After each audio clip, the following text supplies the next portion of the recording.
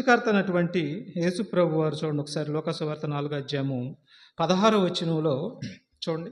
మన సృష్టికర్త, మన రక్షకుడు, మన కోసం ప్రాణం పెట్టినటువంటి యేసు అంతటా ఆయనే వాడుకంట. బైబిల్ చదవటం ఆయనకి, గ్రంథంను చదవటం వాడుకంట ఆయనకి. చూసారా, మనకు వాడుక అయిందా గ్రంథం చదవటం? చూడండి ఒకసారి. తర్వాత ఆయన తాను పెరిగిన నజరేతునకు వచ్చెను, తన వాడుక చొప్పున విశ్రాంతి దినమందు సమాజ మందిరంలోనికి వెళ్ళి చదువుటకై నిలుచుండగా ప్రవక్త అయిన యెషయా గ్రంథము ఆయన చేతికి ఇవ్వబడిను. చూసారా, యెషయా గ్రంథం చదివాడు, అది చుట్టి మరలా అక్కడ పెట్టాడు. అంటే వాడుకు చొప్పున యేసుప్రభు అంతటా ఆయన గ్రంథం చదువుతున్నాడు, పరిశీలించాడు. మరి మనకేది వాడుకేది? గ్రంథం చదివే వాడుక, దేవరాత్రము వాడుక అయిపోవాలి, చదువుకోవాలి మన గ్రంథంని.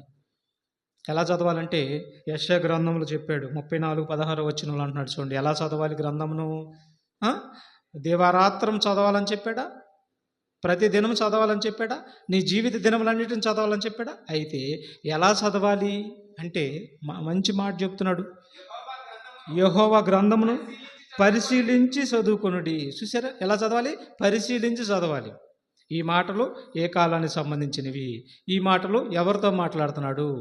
ఈ మాటలు పరిశుద్ధాత్మని గురించినవా, యేసు గురించినవా, దేవదూతల గురించినవా, అన్యజనుల గురించినవా, లేదంటే ఇశ్రాయేలు గురించినవా, ఎవరి గురించి మాట్లాడుతున్నాడు మాటలు అని పరిశీలనగా చదవాలి.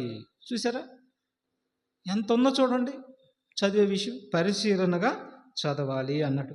తర్వాత ప్రకటన గ్రంథం 1:3 ఈ విధంగా దేవుడు చెప్పినట్టు చదువువాడు, అతని గురించి ఎంత మంచి మాట అన్నాడు చూడండి. దేవుడు చెప్పినట్టుగా చేయవాడు, దేవుడు చెప్పినట్టుగా చదువువాడిని గురించి ఎంత మంచి మాట అన్నాడు చూడండి.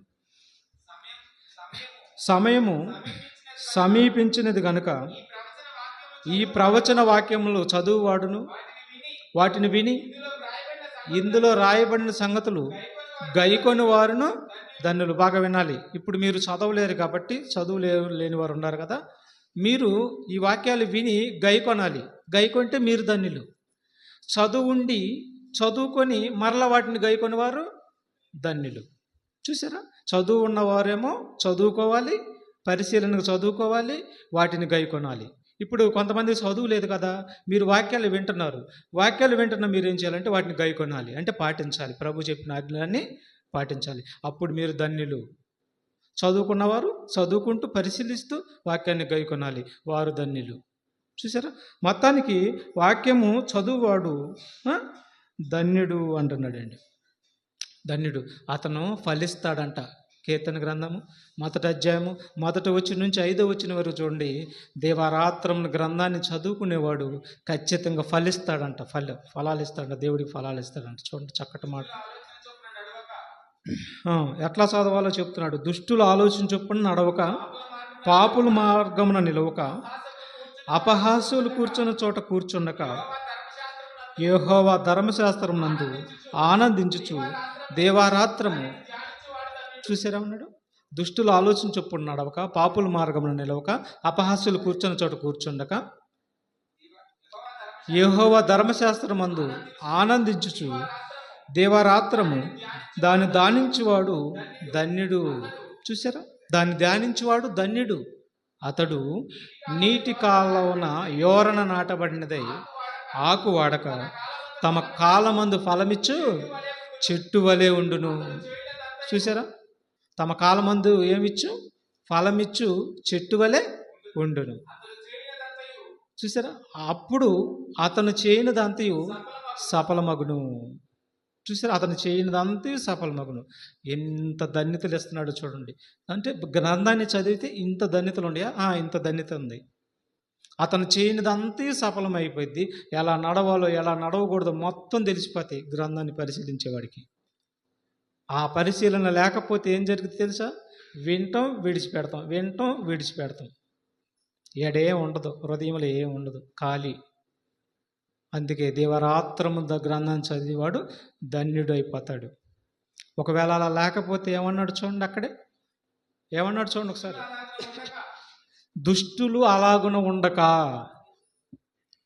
చూసారు చదువు, గాలి చెదరకొట్టు పొట్టు వలె ఉందురు. కాబట్టి న్యాయ విమర్శలో దేవుడి మాట వినకుండా ఉన్నవారు దుష్టులను, నీతిమంతుల సభలో దేవుడి ఆజ్ఞను నెరవేర్చిన వారు పాపులను నిలవరు. నీతిమంతుల మార్గము నీతిమంతుల మార్గం అంటే నీతిని జరిగించువాడే నీతిమంతుడు. నీతి అనగా దేవుడి మాట. దేవుడి మాటను జరిగించాలి అంటే చెయ్యాలి. చెయ్యవాడే నీతిమంతుడు. వాళ్ళ మార్గము వర్ధిల్లిద్ది. యెహోవాకు తెలిసిద్ది వాళ్ళ మార్గము. దుష్టుల మార్గము నాశనమునకు నడుపును. అది నేనైనా కావచ్చు, అది మీరైనా కావచ్చు. జాగ్రత్తగా ఉండాలి. అంటే దేవరాత్రం గ్రంథాన్ని ఏం చేయాలి? మనం పరిశీలించు, చదువు. దేవుడు నీకు తోడుగా ఉంటాడు. ఆజ్ఞను నెరవేర్చిన వాడు అవుతావు. అలా నెరవేర్చినప్పుడు నీ మార్గము దేవుడికి తెలుసు, నీకు తోడుగా ఉంటాడు.